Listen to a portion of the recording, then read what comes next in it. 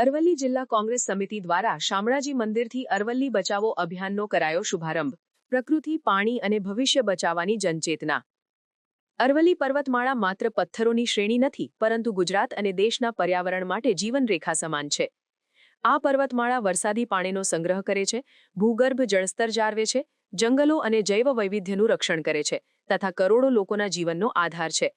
પરંતુ અરવલ્લી ગેરકાયદેસર ખનન, જંગલ કાપ, ઔદ્યોગિક લૂંટ અને સરકારી બેદરકારીના કારણે ગંભીર સંકટમાં છે।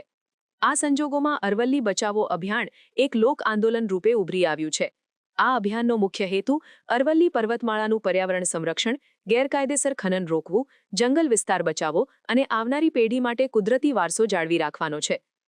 અરવલ્લી વિસ્તારમાં અતિશય ખનનથી નદીઓ સુકાઈ રહી છે, ખેતી પર અસર પડી રહી છે અને પીવાના પાણીનો ગંભીર પ્રશ્ન ઊભો થયો છે। ગામડામાં રોજગાર ઘટી રહ્યો છે અને પર્યાવરણીય અસંતુલન વધી રહ્યું છે। આ તમામ મુદ્દાઓ સામે અવાજ ઉઠાવવાનું કામ અરવલ્લી જિલ્લા કોંગ્રેસ સમિતિ દ્વારા અરવલ્લી બચાવો અભિયાનની પહેલ શામળાજી ભગવાનની પ્રદક્ષિણાથી કરવામાં આવી।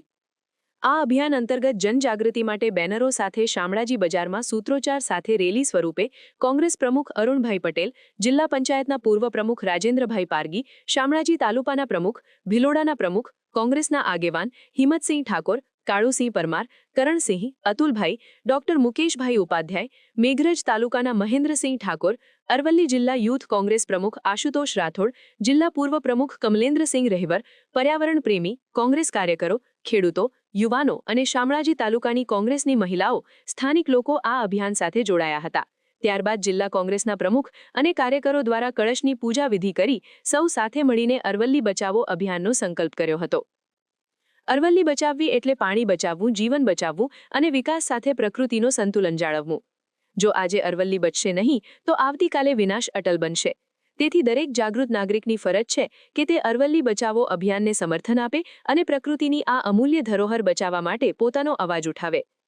અરવલ્લી બચાવો, પ્રકૃતિ બચાવો, ભવિષ્ય બચાવો ના નારા સાથે કાર્યક્રમનું સમાપન કરવામાં આવ્યું હતું। કોંગ્રેસ સમિતિ દ્વારા અરવલ્લી બચાવો અભિયાન અંતર્ગત આજે અમે અરવલ્લીની ગિરિમાળામાં આવેલ સુપ્રસિદ્ધ યાત્રાધામ શામળાજી ખાતે ભગવાન શામળિયાના દર્શન કરી, નાગદરામાંથી પાણી લઈ અને આજે જે અરવલ્લીની ગિરિમાળાઓ આવેલી છે ત્યાં ગિરિમાળાનું પૂજન કર્યું, સાથે સાથે વૃક્ષનું પણ પૂજન કર્યું અને અરવલ્લી બચાવો માટે અમે બધાએ સામૂહિક રીતે સંકલ્પ કર્યો છે કે આગામી દિવસોની અંદર અરવલ્લી બચાવો માટે જે કંઈ કરવાનું થશે તમામ પ્રયત્નો કરી અમે એની સામે લડીશું।